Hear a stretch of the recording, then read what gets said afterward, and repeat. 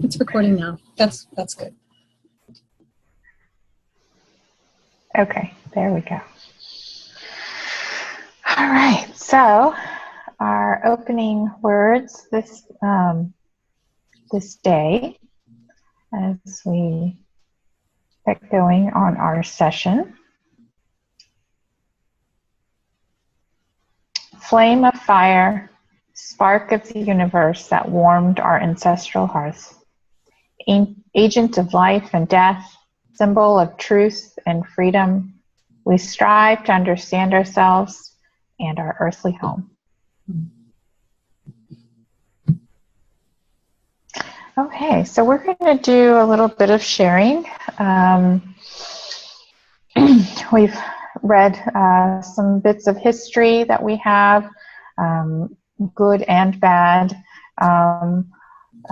mistakes and winnings in our past. So as we gather, let's bring with us what history is to us, how it resonates for us, and we'll fill in the blank here. And I'll model by saying that history calls us to learn from both our past wisdom and shortcomings. Another one is history is often recorded by conquerors. So if you will, I like hearing our voices when we're sharing. So as you feel led, I'll leave the space open if you will share what history is for you.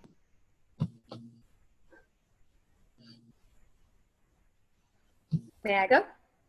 Please. To me, history is fluid and ever-changing. It can never be fully understood, but it must be studied anyway.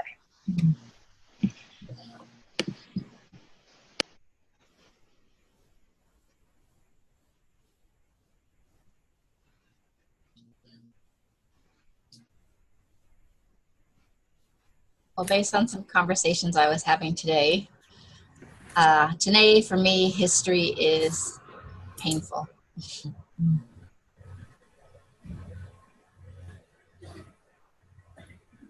For me, history is something that we should all study and remember, and we usually don't.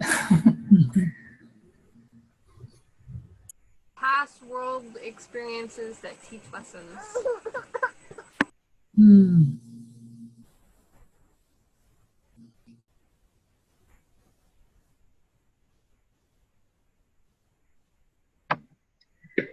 History is important to understand or to study to understand the present, but also important to not get stuck in.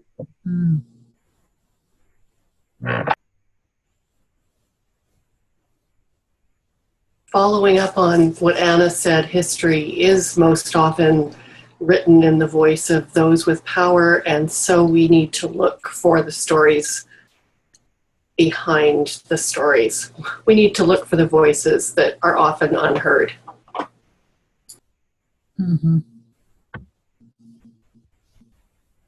So I would say, following up on that, history is incomplete. You know, our understanding of it, what's available. So, so yeah, we need to dig deeper, and we also need to, as Katie said, not get stuck in it.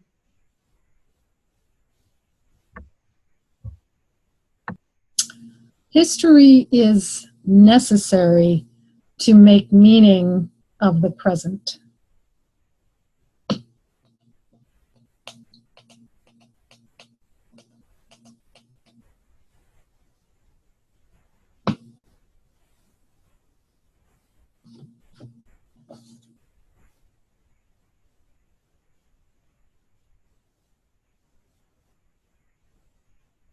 I also want to lift up that, you know, in some contexts, in some ways, history can be exciting.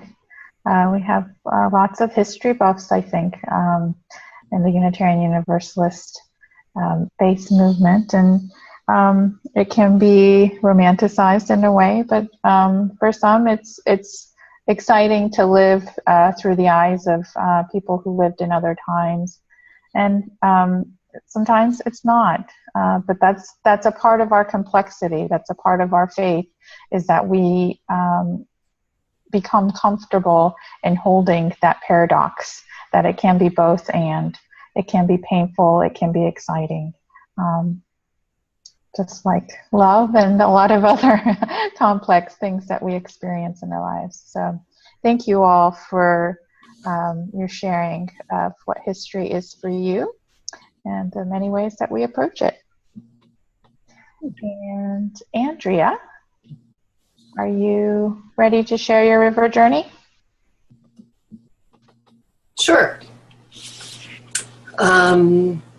I think Pat had asked us to focus primarily on the people who had influenced us. And my first one, this is actually in addition to the picture, since I loaded it to the Google Docs, but I realized yesterday during the class that Alice Walker had a big effect on me in my, probably starting at about age 18 when I first read The Color Purple. So most of my life, I've mentioned before, I was happily secular, and but reading The Color Purple really opened me to a sense of spirit. I mean, in The Color Purple, it's more God is in everything. For me, it was more a sense of spirit in everything. And I went on to read everything that she'd written, and just really connected. I think she had an influence on me in terms of my spirit, but also the way that connects to social justice, that the two are entwined. And then really the effects of people were more about my lived experience around loss and grief. And some really powerful moments like home births and essentially midwifing my mom in her last few days before she died. Moments of transcendence like that. And then after my mom died,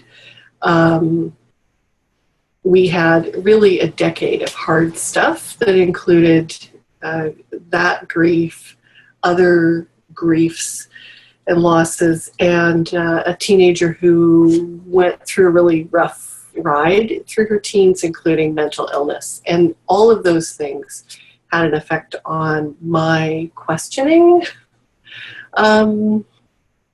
Not so much the meaning of life, like it wasn't an existential crisis. It was needing to understand loss, especially death, without a belief in heaven or hell. And how do you make sense of what is the purpose of a lived life if it's just going to leave everybody in a mess, is sort of what I struggled through. And that was before coming to Unitarian Universalism, which I did as a job. I came to UUism through getting a job. And so in many ways, the person who had the biggest effect on me more recently is one of my best friends who had started attending the UU Church here and lobbied me to apply for the DRE position when it came up. And we went back and forth, like, oh, yeah, I've got some of those skills, but I don't know. And she really pushed for it, and it was a life-changing thing. And ended up feeling like I started with a job and shifted not fairly quickly to a calling. So that's kind of it in a nutshell. That, and honestly, the community of religious educators and Loretta are really what I think of as my faith community. So there, that's me. Wonderful, wonderful. Thank you so much. Thank you so much for sharing. I really, it was unplanned that we would share some of these river journeys in this way, but I just want to just thank the 3 people who did that. I've really enjoyed it, and it would be, maybe we'll recommend to PatCon as an amendment that everybody has that opportunity to share in this way. So thanks to the 3 of you for that. So we're going to move on to, we do have a couple of activities to do this morning, this afternoon, morning for some of you, before we move to the group project time. Rebecca says a huge understorm is about to blow through, and hopefully we don't lose you.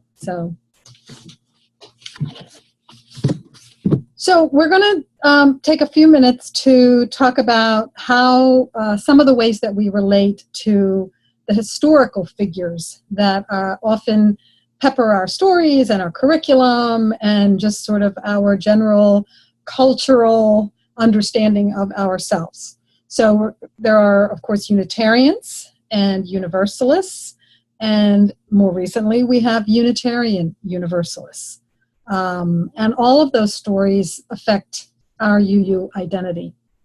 So this is a screen grab from the UUA website, and just take a quick gander here. What do you notice about this gallery of historical UUs? And just a couple people just shout out. What do you notice? White men. Yes. Isn't that fascinating? Yes. Now, of course, if we compared ourselves to a similar timeline of Methodist faith leaders or some other group, it might be in keeping with the larger context, but it is stark. It's a stark sort of realization.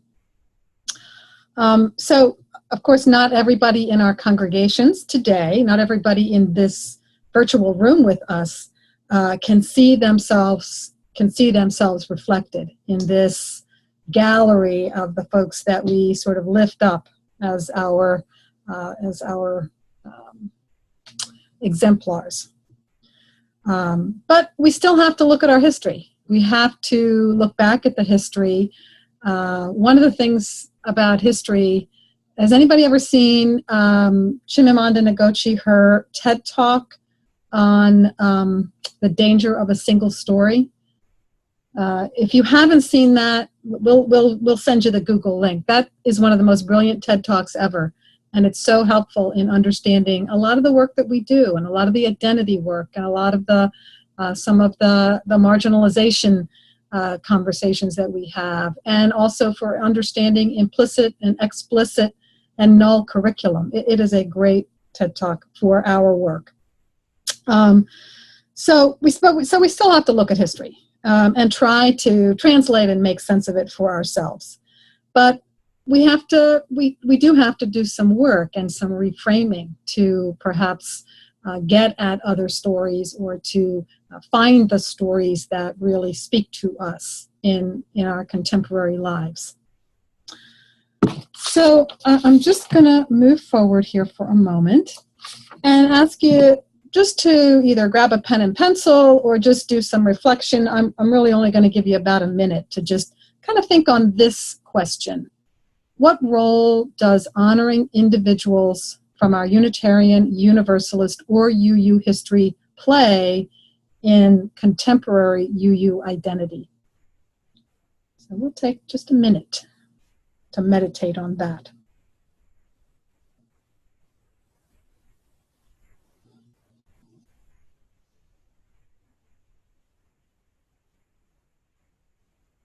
If you want to jot some things in the chat box, that would be great too.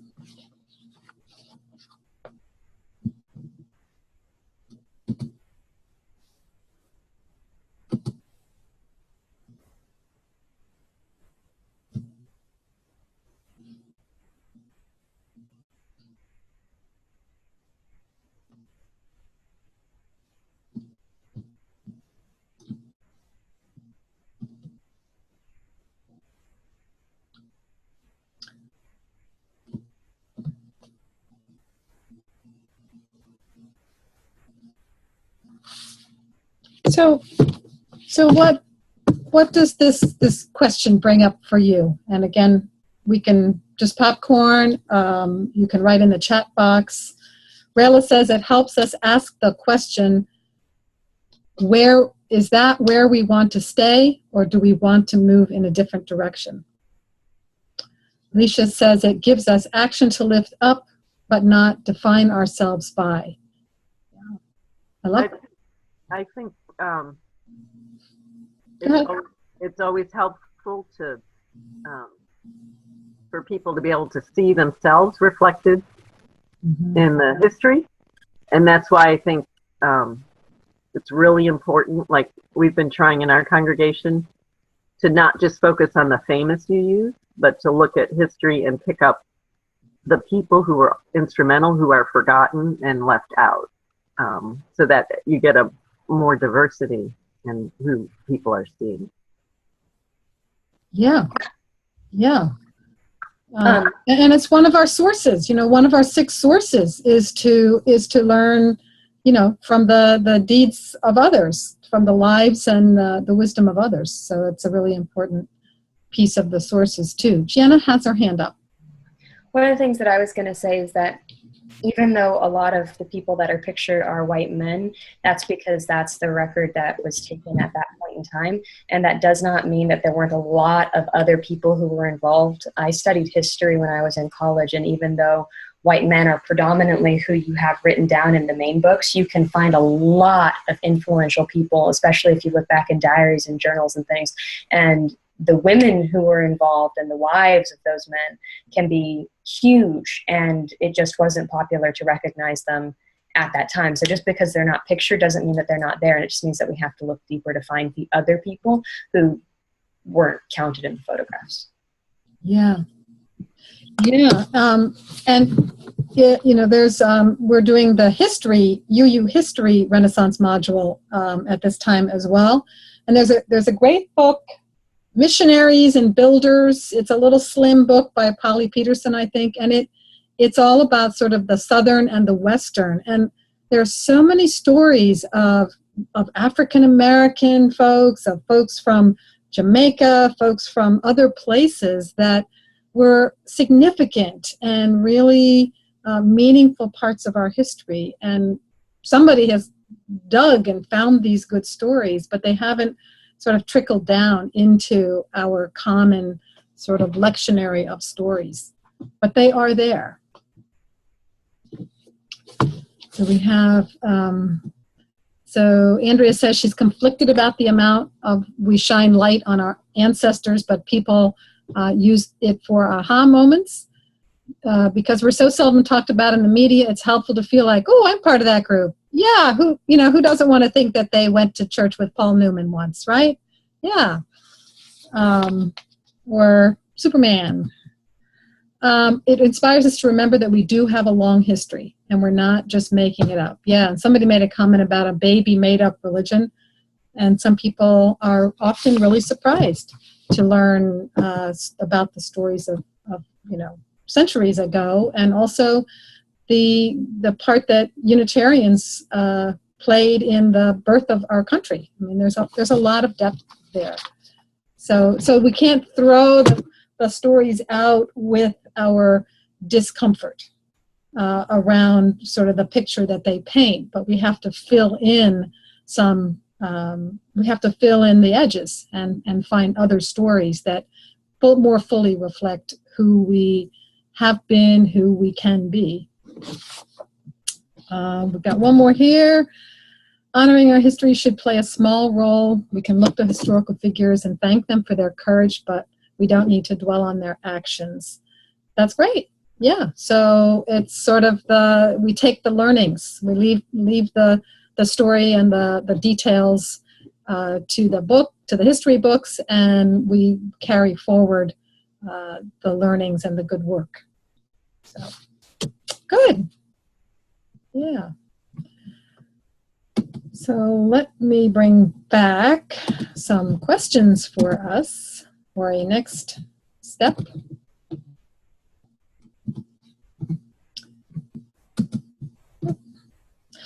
Okay, so now we are actually going to break into a couple of rooms, and we have two scenarios. And these are two stories that you may be familiar with, things that you may have heard before, famous Unitarians or famous Unitarian Universalists that we often lift up as a point of pride. Susan B. Anthony and Thomas Jefferson. So these are a couple of scenarios where we're doing something around history. In the scenario one, let's see. Would somebody like to read scenario one for us? Just shout it out. Unmute and start reading. Early in February, your 3rd and 4th grade Sunday school teacher comes to you with some concerns. In her curriculum, she is supposed to celebrate Susan B. Anthony's birthday with her class in a few weeks. The teacher recently Googled Anthony and saw some quotes of Anthony's about African Americans that make her uncomfortable. And she read that Anthony actually called herself a Quaker. Should she teach about Susan B. Anthony? Why or why not? How will you guide the teacher and by extension the 3rd and 4th graders through the issue? How might this impact the UU identity development of the students and the teacher? Thank you. Thank you. So that's the first scenario. We're going to have a second one, and then we're going to take some time in our rooms to have a short conversation around those questions. Who'd like to read number 2 for us? I'll read it. Thank you, Teresa. Thomas Jefferson in history class.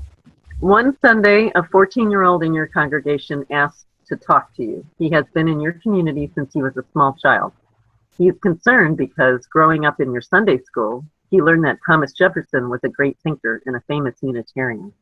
In history class this week, though, he learned that Jefferson owned slaves and had sexual relationships with some of his female slaves.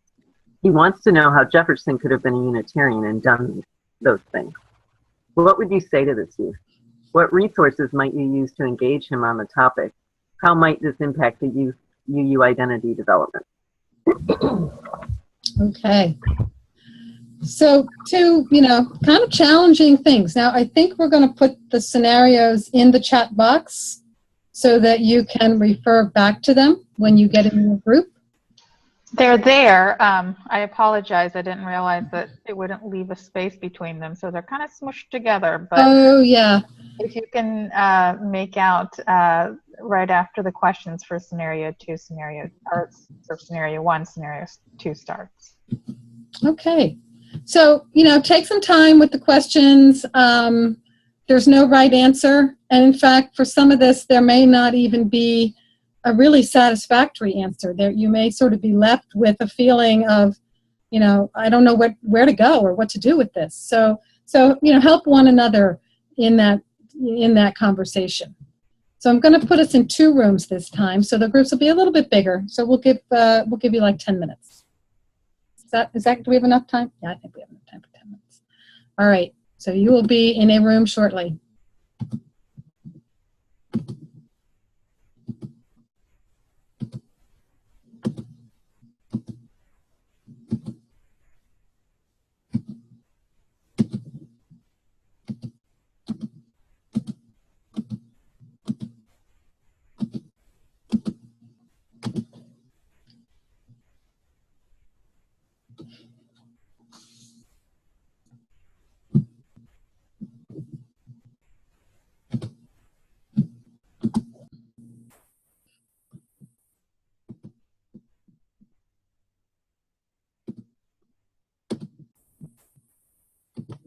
Okay, some of us are coming back.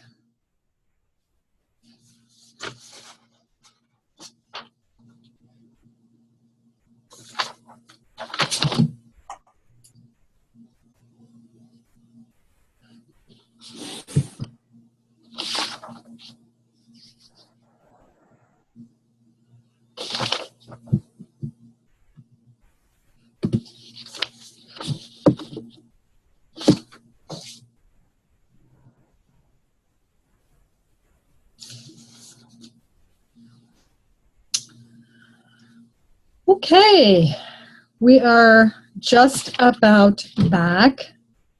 We're not going to report back from the groups. We're just going to leave those conversations in the groups, with the groups that help them.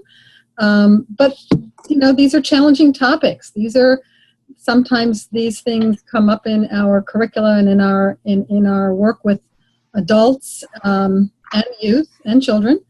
And there's not a quick fix. You know, we really need to be thoughtful and be willing to engage in sometimes uncomfortable conversation.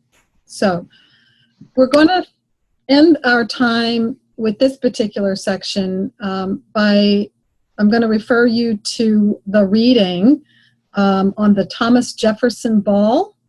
I hope that you had an opportunity to read that story based on an incident that was real and involved real people that are still connected to our Unitarian Universalist community. In fact, the Reverend Hope Johnson, who's one of the principals in the story, is now my colleague on the Central East staff team. So would somebody be willing to just briefly summarize, you know, a minute or less, 100 words or less? What was this story? What was this about? What happened here? Somebody who hasn't yet spoken out, but who read the story.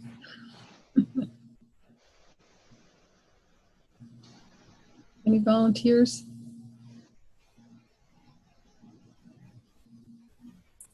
Well, I can try. So in 1993, the GA was held in Charlotte, North Carolina, and they thought it would be great fun to have a Thomas Jefferson ball, period ball, where people would come in costume, and they really didn't think about diversity at all. As I was reading it, I was kind of like, oh my goodness. It's cringeworthy. It's cringeworthy. Yeah, but you could see how it would happen, I think. I haven't spent a whole lot of time in the South, but I could see how this could happen. And then, of course, people came in and they were appalled, and they said, you know, this really is a bad idea, because some of us, if we came in costume, would have to be in rags and chains. And they wanted to staged a protest, and the person, Hope Johnson, realized, you know, what a terrible idea this was, and had to make a decision. And they went into small session, and they decided that they were going to have it, and people could either come or not come. And it really seemed to change Hope Johnson's life. She made really good friends with the woman who ended up leading the protest, and she realized that the UU really had to move in a different direction from that point on. Great. Oh, perfect. Well, perfect synopsis. Thank you, Rebecca. And Hope is still doing that work, and her twin sister, Janice Marie Johnson, is the head of our multicultural ministries department. So she and her twin are very active in this work. So this reading is, you know, this summarizes a really critical and difficult moment in our Unitarian Universalist history. And there have been other such moments in our sort of that clash of culture, both racial culture, broader culture, that have happened. And things happen, and what matters is our response, is how we respond. So I just want to take about 5 minutes now and just give you a chance just to do a little bit of reflection, do some writing, do some thinking, take 5 minutes. You know, we've talked about some pretty complex stories in this short section. And just, you know, I'd like to give you a chance to, you know, sort of process that on your own. So we'll take about 5 minutes to do that, and then we will return.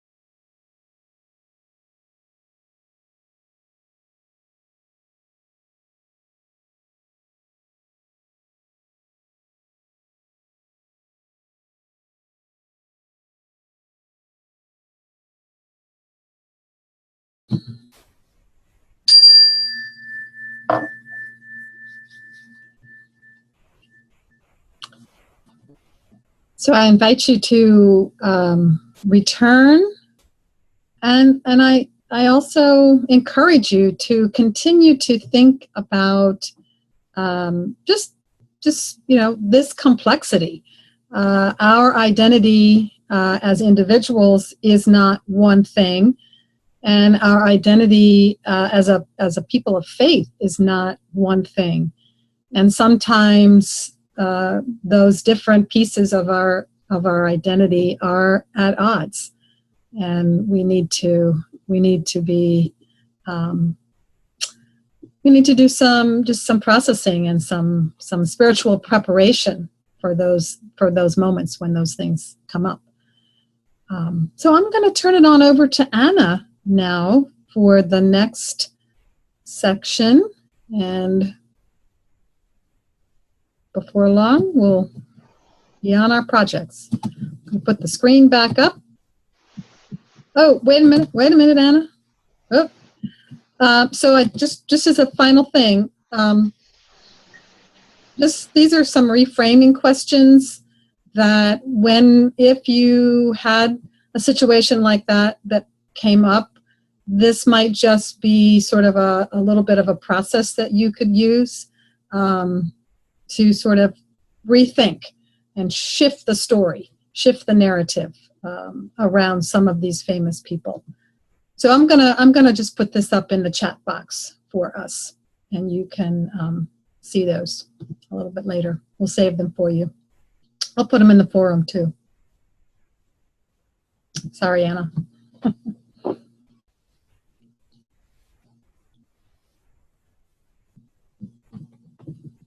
Okay. Sorry, can I just ask a question? Yes.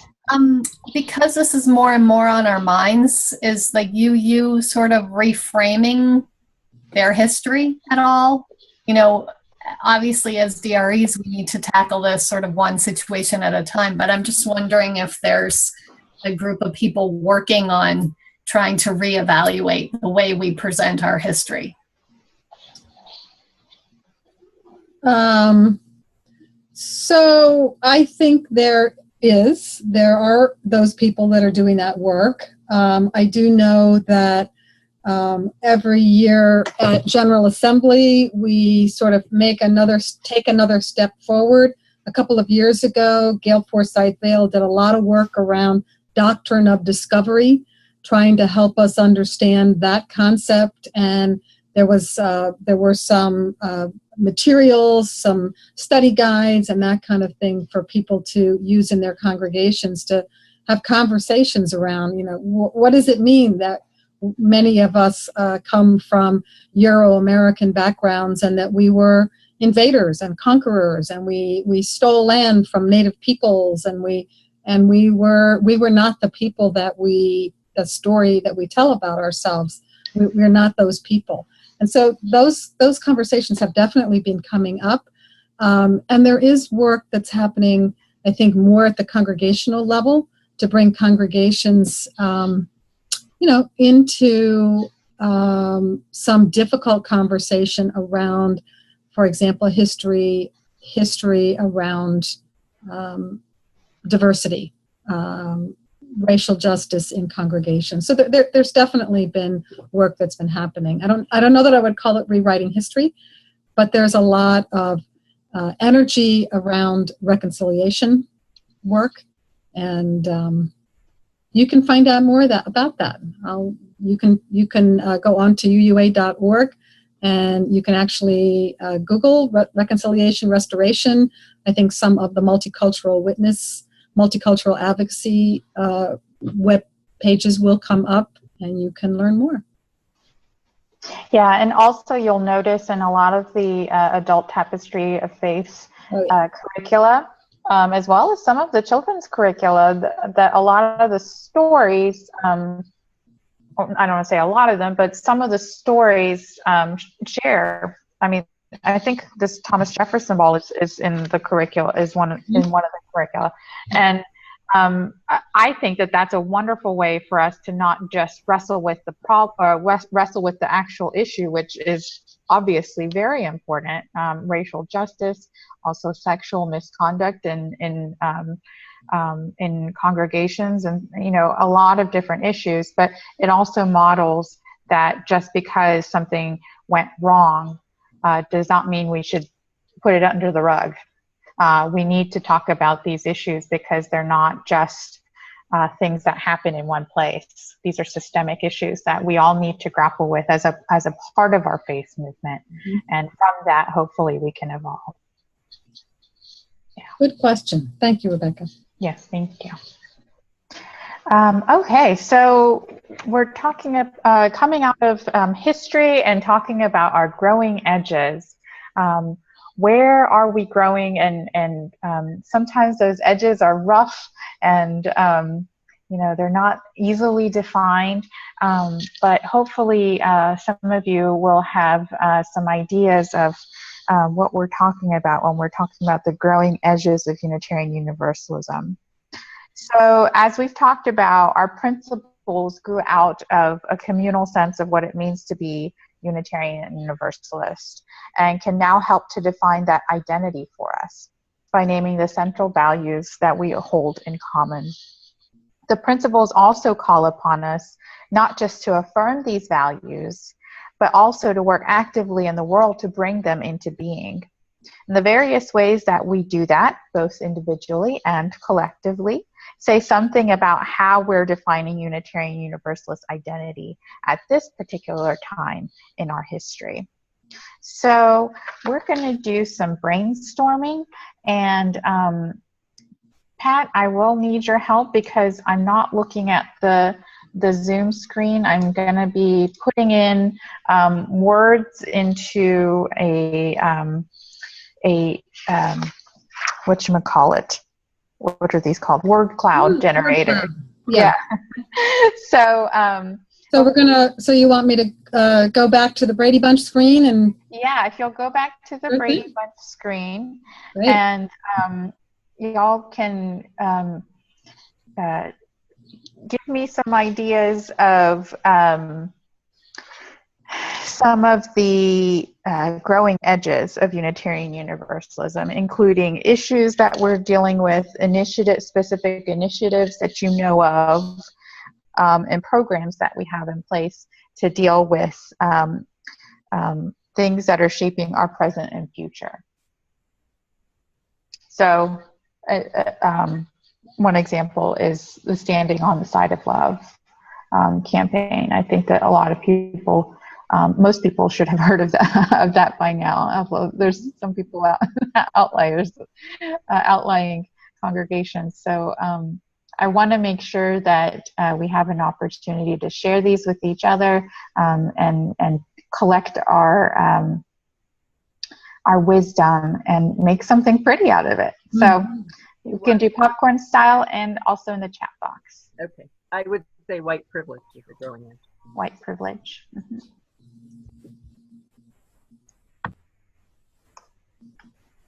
And with that, Black Lives Matter.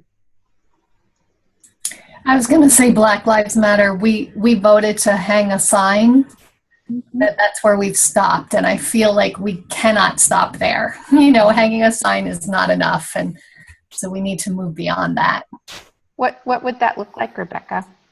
I have been thinking about it. I think we have to have some really deep conversations. I know that it was almost 100%, but there were some people, I think, who really questioned what that meant to hang the sign, and we weren't able to have that conversation when we took the vote, and I would like to come back to that. Mm-hmm. We're talking about this a lot in my town, and we never seem to be able to get beyond a certain point, and I don't know why. I'm not trained in that. I almost feel like we need somebody from the outside to come in, because we have quite a few people, experts, who are helping, but they're very much in it, and I think they're having trouble stepping out of our small, it's a relatively small town, so I really want to get beyond the point where Yeah. we all seem to be able to acknowledge that there is white privilege and we know what it looks like, but what's the next step? Yeah. So, yeah, does anybody know of any specific initiatives or programs that might address having conversations within our communities? We're starting Beloved Conversations in the fall, and we have a Black Lives Matter team, and we for over a year plus we're still in the conversation whether that sign should be hung up or not.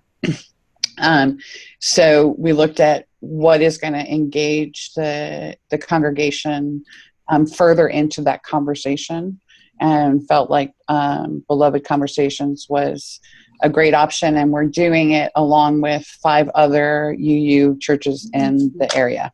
Love that. That's Becca, wonderful. have you heard of Surge, Standing Up for Racial Justice? Mm-hmm. It's basically white people having a conversation about racial justice. But we have 2 co-ministers, but one of my ministers, Reverend Kathy Ryan Starr, leads and heads up a lot of national groups and organizations around that. Like we recently did a love action. And so she is a great resource. If you want to, our website is www.ush.com, and she can definitely get you in the right direction. She's a wonderful resource. Thank you so much. Rebecca and Jules, where in the country are you guys? Chicago area. I'm in Massachusetts. I think, I don't know, I'm in Alaska, but I think in certain places it's just easier to have that conversation, not just because of the people, your community, but also where it's more fresh, like say Chicago. Rebecca, I'm in Connecticut. We should meet up. I would keep meaning to ask for your email. Yes, we definitely should. You're an hour away from me. Yay. Yeah, good. One of the things that I was going to mention with the Black Lives Matter, and I was not a part of our leadership team when it happened, but we did put up a sign outside our fellowship saying Black Lives Matter, and we got so much flack from the community that it was decided by the board that we were going to take the sign down and we were not going to put another one up.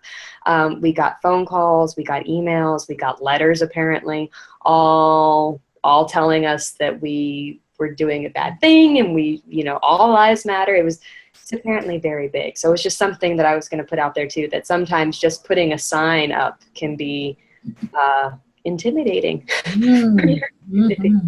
And I live in the South. I live in the Panhandle in Panama City. So,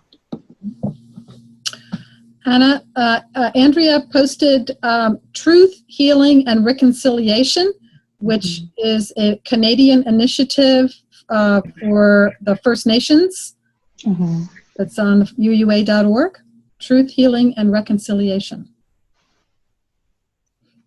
So we did Beloved Conversations here last year, 2 years ago, I guess, really, a year and a half ago. And it was quite clear that we were not ready for Beloved Conversations. And granted, I jumped into that 3 months after moving here from Oakland, where it's a wildly different conversation in Oakland than in Fresno. So we've actually been with a new minister this last year, and we've done a whole series. He's done several sermons about Black Lives Matter, and we've now gotten to the point where we got about 30 people to show up to a Black Lives Matter protest that was a couple weeks ago. But we're going to try this year. When I was at GA, I went to a workshop on the Richmond Pledge curriculum that's been developed in Richmond, Virginia. So we're going to try that one out this year as a different kind of approach and move our way towards, I think then in the spring, we're definitely going to do something about white privilege, because we just have not really been able to get people to be there yet. And so I think we're finally at the point where we've laid the groundwork that we can actually have a curriculum on white privilege. Mm-hmm. Wonderful. I think class is another growing edge. Mm-hmm. Class. I know in our congregation that I've noticed and people, again, because of privilege and stuff, don't notice. Mm-hmm. So there's definitely some stuff going on there.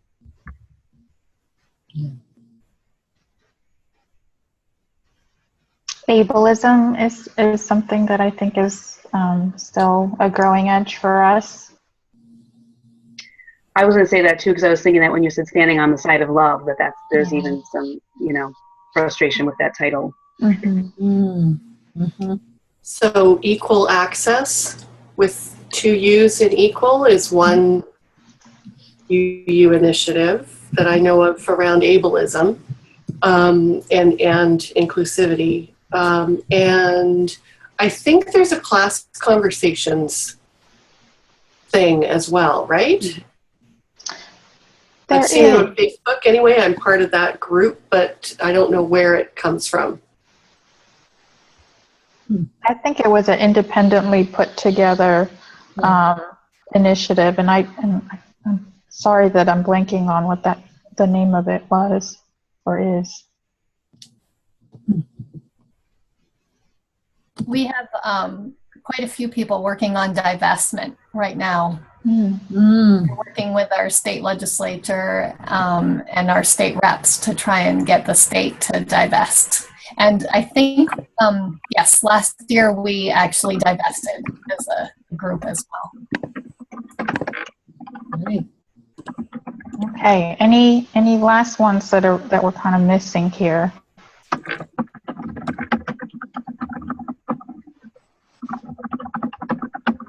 Okay.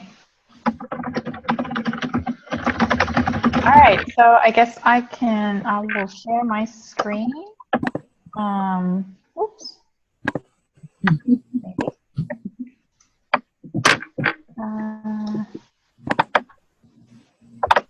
Here we go. Y'all see this?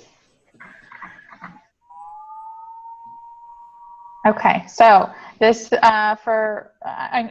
hopefully some of y'all have used word cloud generators in the past. This is I think it's pronounced Tagul, Tagul.com, and I think for me personally, this one is a lot easier to use than Wordle.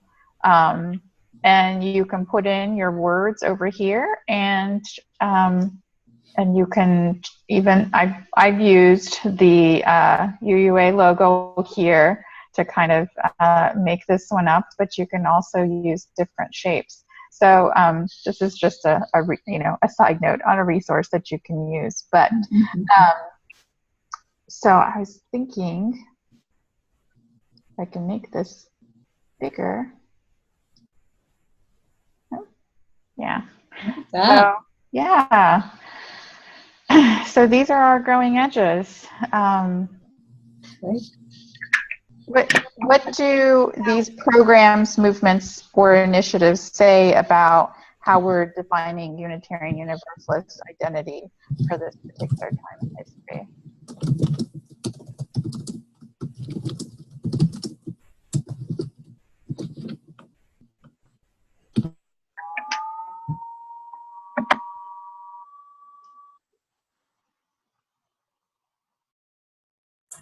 Well, I think we're really pushing ourselves. We've had our principles and we've had these conversations for a long time, but we've never actually challenged the majority of UUs to be more inclusive and to act more on our principles. And I think we're moving in the right direction. It's hard, obviously, but we have to do it. Katie asked to repeat the question. What do these programs, movements, and initiatives say about how we define Unitarian Universalist identity at this particular point in history?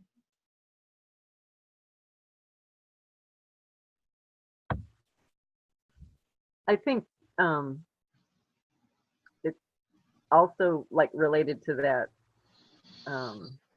idea that we're always searching and looking for the truth and meaning and all of that. And so I think it's connected, to many pieces of the identity, but also particularly to that. And you know, what is the next step to actually walk the talk? Yeah. Yeah, wonderful. And how are we doing that responsibly? Are we doing that responsibly?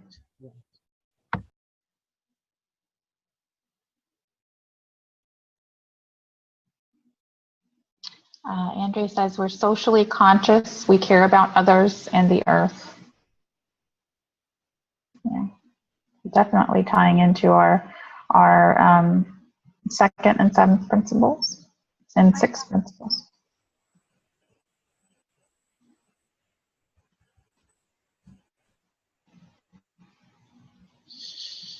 Okay. What will this identity we're creating mean for the future of Unitarian Universalism? What hopes do we have to carry forward?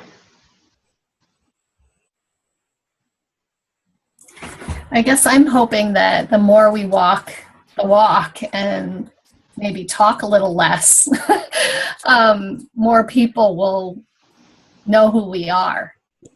You know, we're not very well known, but I think we're starting to realize that we can't just go for 1 hour on a Sunday and worship and walk the walk. We have to start doing actions that take us beyond our own walls.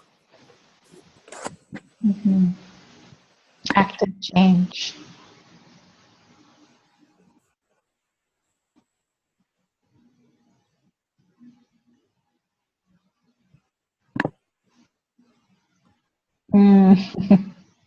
There's some deep reflection from Katie. I feel like there's been a lot of self-congratulatoriness and assumptions that we're the liberal ones, so we're super welcoming, and we're getting a bit of a wake-up call right now to realize that it isn't necessarily the case all around. It's an opportunity to wake up more, make some changes, live into what we believed we are. And lots of yeses. You get an amen from me too. Yeah.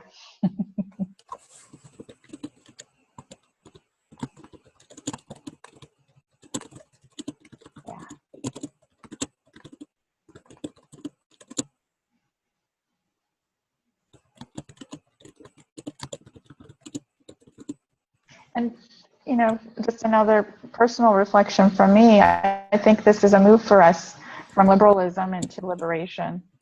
That's something that's huge for me. And that liberal viewpoint is very helpful, and our liberal ancestry, Unitarian and Universalist ancestry, has led us to where we are today. But for us to be able to move forward, we need to look at some liberation ideals and theology around that. Yeah. Okay. All right. Thank you all very much. Unless you have something else, we're going to break out into our, well, maybe you want to do a little bit of a introduction to our group work. Are you both inside? Okay. All right. Where's Ishmael? Asher, where is Ishmael? Well, go get him. Do you want to close us out with the quote, Anna?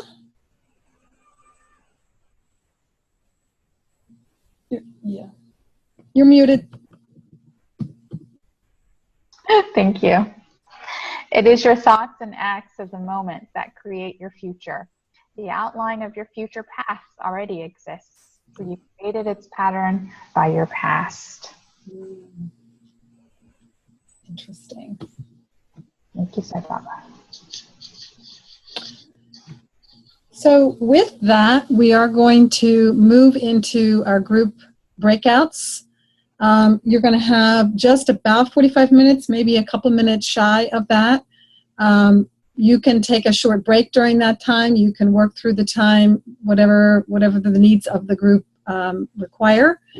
You will be able to ask for help. There's a button when you're in the room at the bottom. I think it maybe has a question mark on it that says help. if you click on that, then a pop-up screen will come up to the host in the main room, and we can come in and join your breakout if you have questions about anything, about content, about structure, about any part of the project. Just a reminder to keep it simple. You only have 10 minutes, so we're not expecting a fully formed PowerPoint, fancy, multi-layered presentation. We just want to see that you've been able to integrate some of the concepts and that you have done a little bit of work in a group to find ways to implement this and to use this in your own setting. So that's what I need to say about the project time. Any questions before we break into our small groups? Are we coming back to the group for closing? Yes, you're going to come back about 2:57. I'm trying to give you as much time as I can in the breakout room. So we will just close the breakout rooms at that time and bring you back, and we'll do a very brief closing. So any other questions before we break out? All right. So each one of you is going to be with your group and one observer. For the time being, Anna and I are going to stay in the main room. So room 1 is going to be Rayla, Teresa, and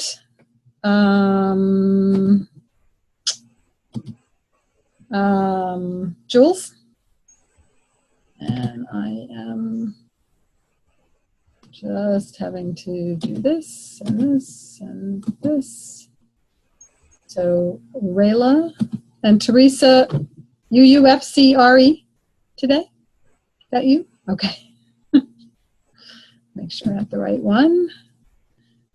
Room number 2 is going to be Molly, Rebecca, and Gianna.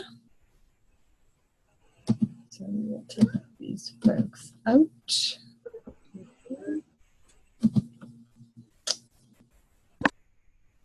And then room number 3 is Alicia, Katie, and Andrea.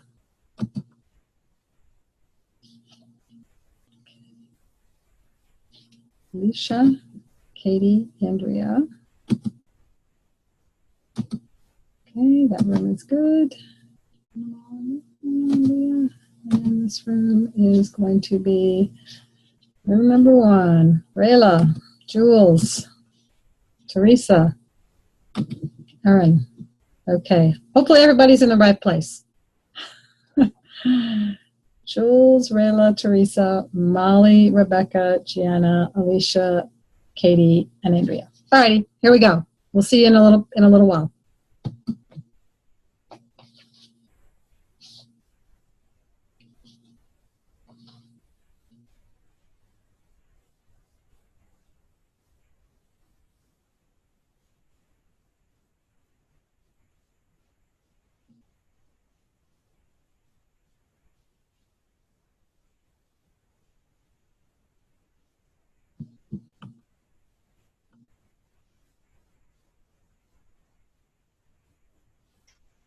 And I launched.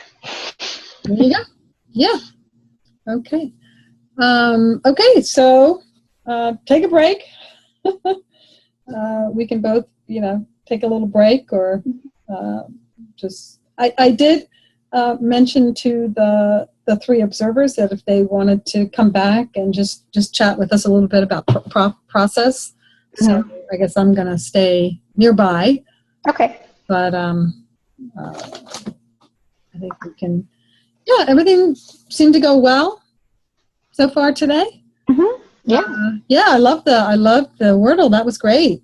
Yeah. Yeah, I like that. I've done that before with a chalice, but I haven't done it with the new logo. With the new logo, it's kind of fun. It came out good with the new logo. I was afraid it would be too thin, Yeah, this one, Wordle is nice because you can change it to for to get a negative. Mm-hmm. It'll automatically take a negative of the image and fill Oh, in that's the good. other areas. Wonderful. Yeah. Good. All right. Okay. All right. Have a break. See you in a little bit. All right, I'll be here. In and out.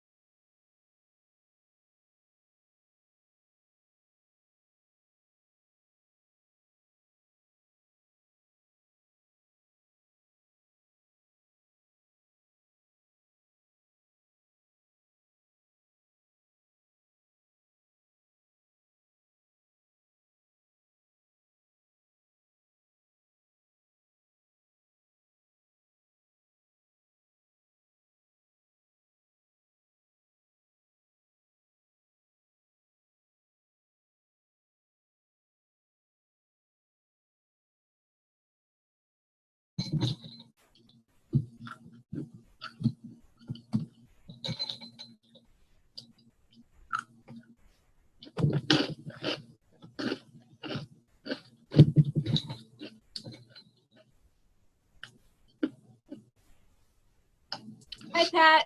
Hi, Leah. How's it going? Okay.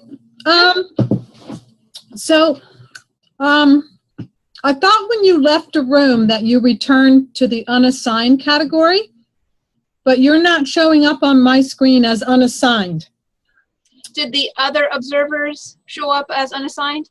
No, they're still in rooms. They didn't come back yet. Okay. So, I don't know how to. So, did you have a choice when you exited?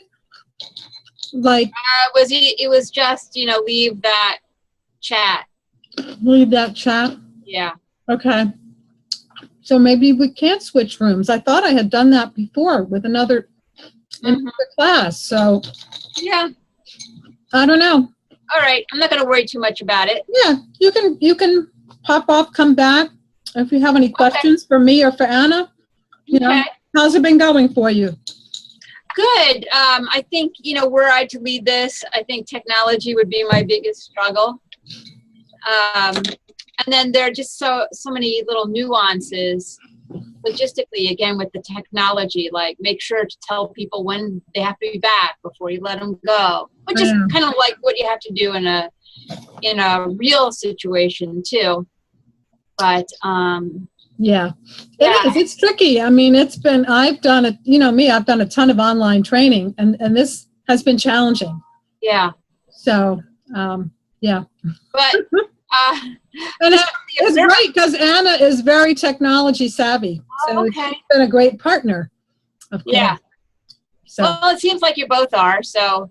Yeah, we're making it work. Flying the plane, building the plane as we fly it, yes. Yeah. But it seems like from the participants' perspective, it seems to be working for them. It does. Yeah. And hey, we got somebody from Alaska. How great is that? Yeah, I've been with her on other things. I can't think what it is, but yay for her. Right. I know. Rosine always used to fly and come over, come to things. She's been to RE Week and a few other things. So. Wow. Yeah. It's funny that Molly said I can't go to Anchorage. I don't like Anchorage. And she said in something else, she said, I said that I was back from Star Island. And she said, is that near Cape Cod? And I'm kind of like, well, if you're in Alaska, yes. if you have to drive from Massachusetts to Star Island to ride, bad. Right. Yeah. Not as bad as from Alaska. So, Anna, so she came out of the room, but she does not show up back on my unassigned list. So I can't put her back in another room. Oh, you can't find her on the list, and she shows up still in breakout room 2, but not joined. So I don't know how to get her out of that room. What happens when you click on her name? Is there another It's not highlighted. I can't. Okay, you can't click click it. on her name. How about if I click on join a breakout room? Try that. See what It'll happens. probably put you back into the room. Oh, yeah. It does. It You've does been back in room 2? Yeah. So I was saying, Anna, it's not a big deal to me. It was interesting for me to be with that one group. yeah, I mean, that just means that just from a logistics standpoint, I guess we can't change rooms. Yeah. There's something we're missing. You'd have to stop all the breakout rooms and then reassign if for some reason somebody got put into a wrong room. Right. That's what it looks like. Yeah. Totally not worth it for an observer. No, but something we can, if we have more than a couple of people sometime on a Zoom call, we have to practice, try and see if we can figure that out. Because if I click, I have a big red button that says close all rooms.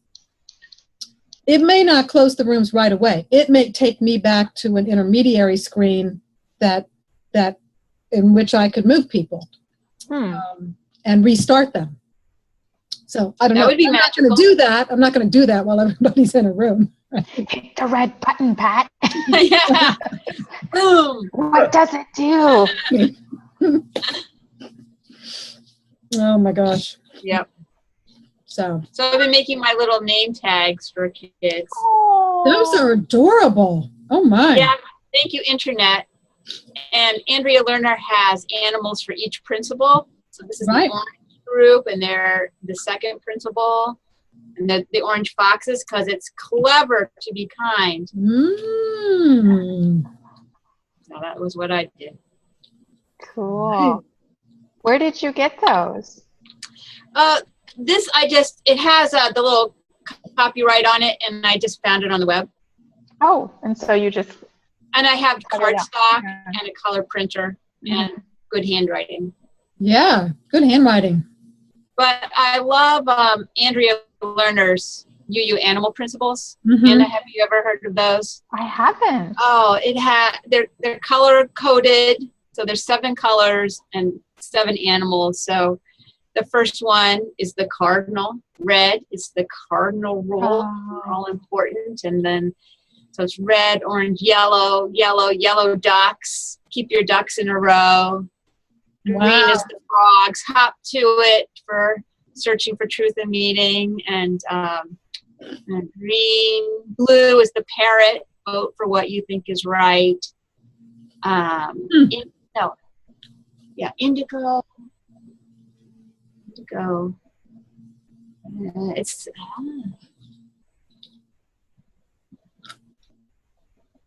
Indigo's a butterfly. Mm. You have to fly free to search for truth and meaning.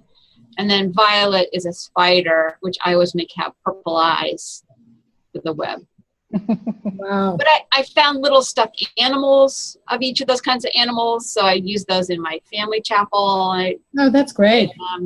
And so you see adults doing that, red, orange, yellow, green. Yeah. Trying to figure out the principles.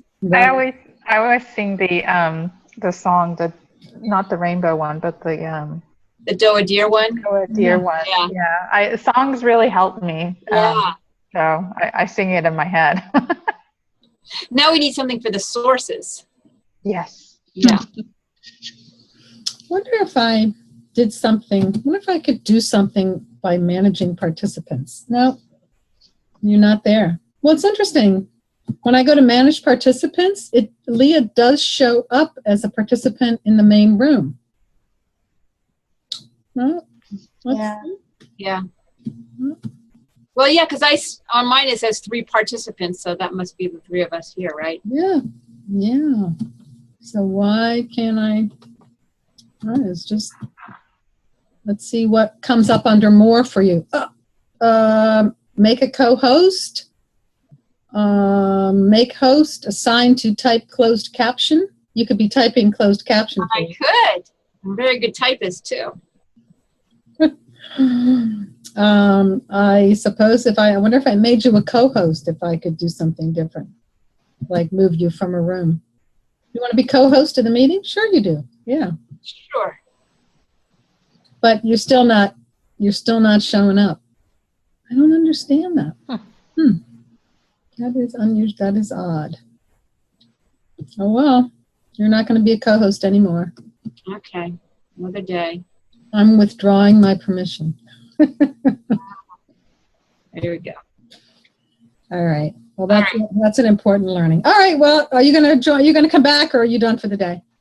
We're just doing a closing, so you don't. It's the same process that we've been doing all week with showing them the reflection questions and showing them the tomorrow's prep and a reading. So yeah. So I'll probably leave because you don't really need me as a resource. So I think that's tempted as I might be to jump hang in. around. Okay. Yeah. Well, I'm glad you were here. Thank you. Yeah, thank you. And then see you tomorrow. You will see us tomorrow for the project. Okay. That will be fun. Okay. Bye, Anna. I'm having a deja vu here, Leah. I don't know. I know. It's just so strange. Yeah. All over again. Bye. And I just did teacher development last week at Star Island. She was my co-host, my co-leader there. So. A week ago, we were doing this in a different context. Wow. My first two Renaissance modules, they were admin, or that I co-led, were admin and adult-based development. And I had those back to back week to week. It was a lot. Yeah. Yeah. First time around. Yep. Wow. Interesting.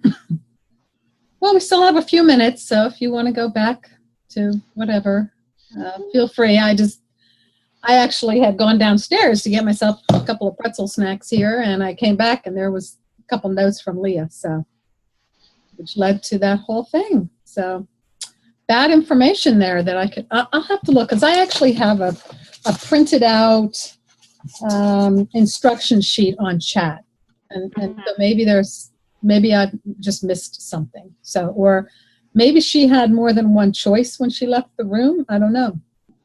Like to I don't know if she would have had a choice to change groups. It doesn't sound like she thought she did. So, yeah, I'll look into that. Okay. All right. See you in a little bit. Okay.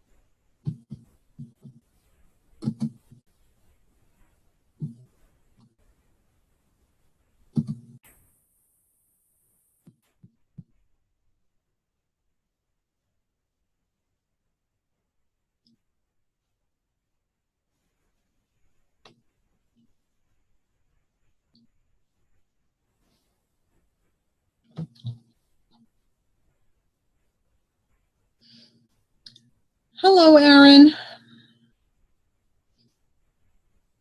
Hello. I'll make myself appear. Hey, how cool is that? Yeah. Yeah, so what we discovered is Leah left her room and wanted to just, maybe go into another one, and it turned out that we couldn't figure out how to put people back in a room. So apparently we don't know how to do that.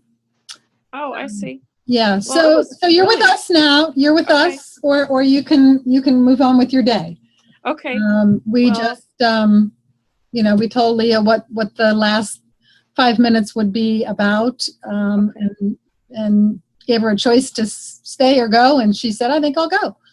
So all right. Yeah, so we have just a time to go back over the reflection questions for this evening, and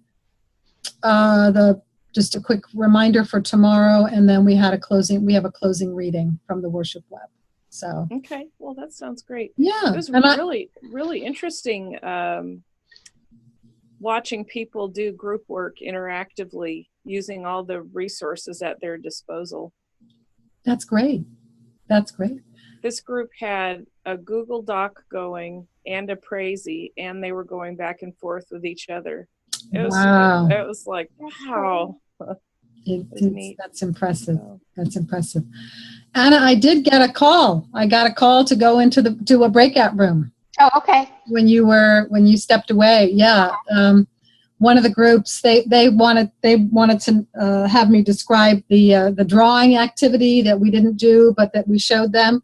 So apparently that's going to be part of their group presentation. So they wanted me to describe that more fully for them. So yeah, so I went in and I went out. So it was fun. I can apparently move around because you're a host. Yeah. I'm a host. So, well, so any questions for us, kind of about the whole week, the facilitation, the process? Does it feel overwhelming? Does it feel doable to you? Well, it definitely is a good idea to let people observe the whole thing. And even to get more familiar with the options in Zoom. And then I know as the host, you have things that you can do and see that we can't. So not that much more. Okay. Yeah, I mean, well, everybody, there are tools like a whiteboard and drawing tools and things like that, and we actually haven't used those. Mm-hmm. I think Phil's going to try to use those when he does his field test in a couple weeks, but we didn't go to that place. So. Okay. Well, I have the first day I was using my laptop, and I didn't want to take any chances with the technology.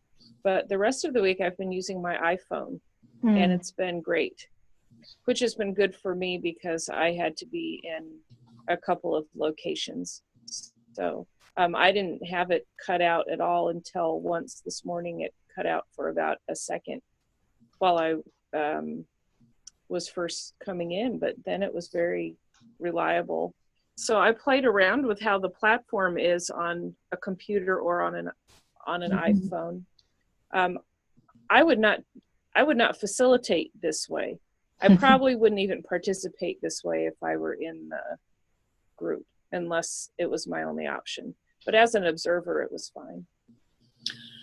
Yeah, I've had participants come in like on an iPad, and sometimes they just get a little fussy for some reason. So, I saw it was not recommended.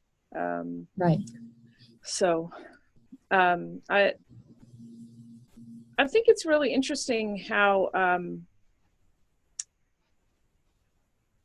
how surprisingly intimate the format can be for people to get to know each other and interact, and even how intimate having things come in on the chat box is. It's really cool.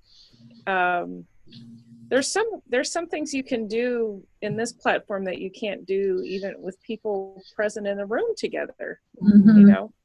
I guess you could if you had them typing things that would appear on a screen or something. I don't know. It's fascinating. Yeah. There's pluses and minuses to all of these things. So. Well, I think you guys, it seems very, very smooth. That's good. Yeah. I mean, this is a field test, so we do. We're trying some different things, and I think, from my standpoint, I think there's some timing issues that need to be smoothed out. There's some things that, we translated that maybe need more time or less time. With the breakout rooms have been great. I mean, I think we really, I hope we're not over-reliant on them, but I think they're a great way of getting people into more intimate conversation. I had one question.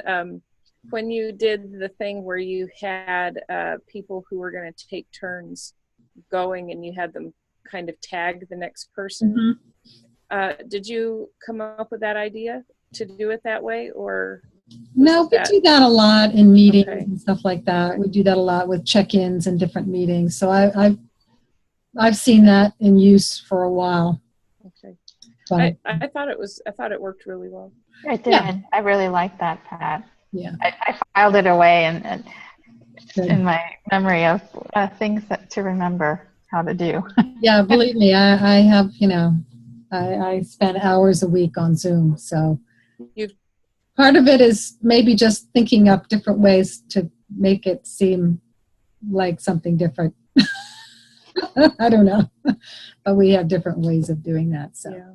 we do that a lot, like for meetings with a check-in. You know, we'll ask somebody else to go next. So. Well, we were talking about having a Zoom cluster in Alabama for our DREs because we're not close enough to drive to each other. So we had a phone conference a few years ago. We did that for a little bit, but this would be immensely more satisfying. Yeah, up in Central East region, I know the Central East cluster, the Seaway cluster, they've been doing Zoom meetings. The New Jersey cluster has been doing Zoom meetings. There's a northern Joseph Priestley, former Joseph Priestley. I don't know what we're going to call that now because it's, you know, there's no districts anymore. So, but they have one meeting. Some of them do every other month, and some of them do like one in-person meeting a quarter.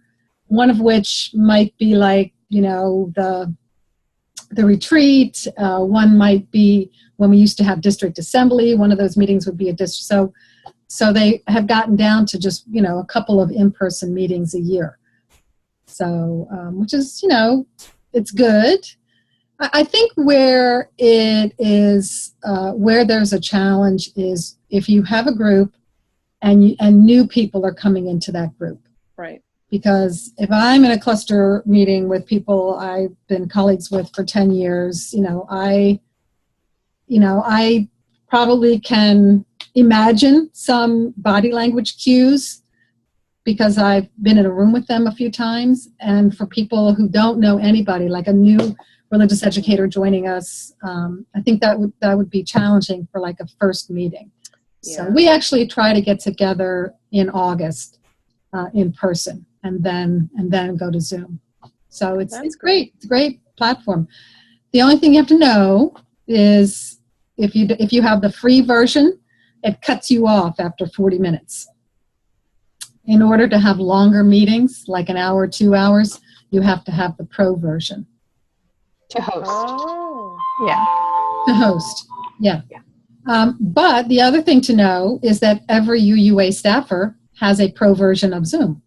So, you know, you can call somebody on your regional staff and say, hey, can I use your Zoom for a meeting? I don't know what they would say, but here we share, you know, I always say, I'm going to give you my super secret password.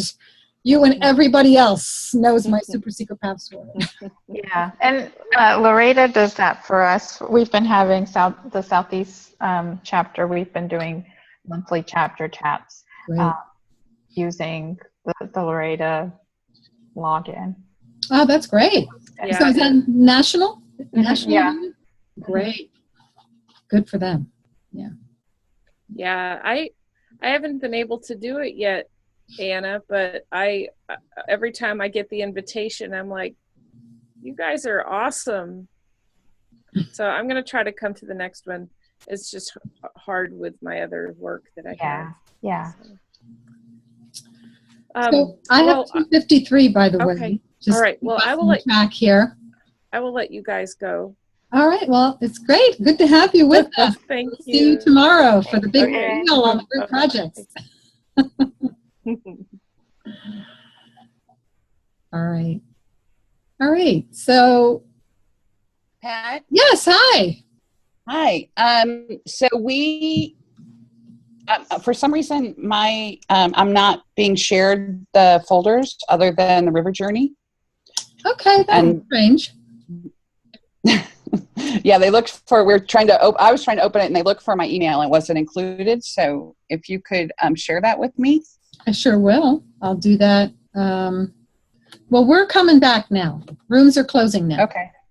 So it's time for us to do our closing. I will do that, in 5 minutes, 6 minutes from now. Great. Thank you. I'm so sorry. I don't know how that happened. I do know, somehow there was a little mix-up because Pat Kahn had a link and I had a link, and she posted a link and it wasn't working for some people, so I resent a link. So in that in that chaos, we may have lost you. Okay. Hey, we're back. Most of us. I think Hey, we're all- Andrea, can you stick around for just a few minutes afterwards? Yes, Okay. thank you. And anyone else who's interested in seeing how to upload custom shapes into that Taggle thing, I'll just be showing that very quickly. It'll take two minutes. Okay. All right. So, hopefully your group work is coming along well. And we're going to close up our session here with our reflection questions. And these are the ones that will be posted in the forums. Why do some UUs lift up famous people from history? How does this practice complicate the development of UU identity? Why do we need to be careful with the legacies of many Unitarian Universalists or Unitarian Universalists who are progressive on some issues, repressive on others? What are the ways we are defining our Unitarian Universalist identity for this particular time in our history, and what that means for the future? Okay.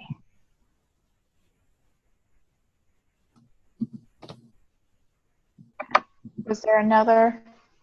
Yeah, there we go. And as you see, there's some, the group forums have been added too. I think those just went up earlier this morning. So those are there if you want to use those to communicate with your group as well. Yeah. And, I would suggest, even if it's not your group and you want to offer resources or ask questions of a group under a particular topic, that it's just a way to communicate on that topic.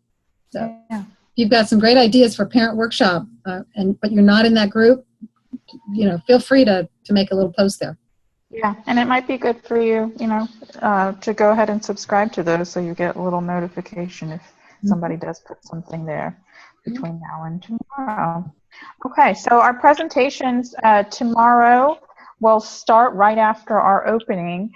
You'll have the 10 minutes to do your presentations, and then we'll have 10 minutes for questions and feedback for everybody else to add to the discussion after your presentation. And so we'll have 3 groups going. It'll take an hour, and then we'll have a couple of activities and to finish very session. We're getting there very quickly. All right. So our closing words for today from Andrew Kennedy. Is there anybody who feels comfortable reading our closing words for today? I'll do it. Thank you. We come to love a church, the traditions, the history, and especially the people associated with it. And through these people, young and old, known and unknown, we reach out, both backward into history and forward into the future, to link together the generations in this imperfect but blessed community of memory and hope. Thank you. That's great. All right. So that finishes out our session for today. Thank you all for being here. If you want to stick around to see how to do those shapes in Taggle, please feel free. Otherwise, we'll see you tomorrow. Thank you. I'm going to take my leave because I have a session of the UU History online module starting at 4 o'clock. So I'm doubled up today. So I'll see you all tomorrow. I'm really excited about the projects. Yeah, me too. You can stay on here as long as you want. In fact, if anybody needed a Zoom to come back to, I have no Zoom meeting scheduled for the rest of today. on this particular meeting number. So, you know, feel free to wander back if you need a place to gather. So take care. Bye.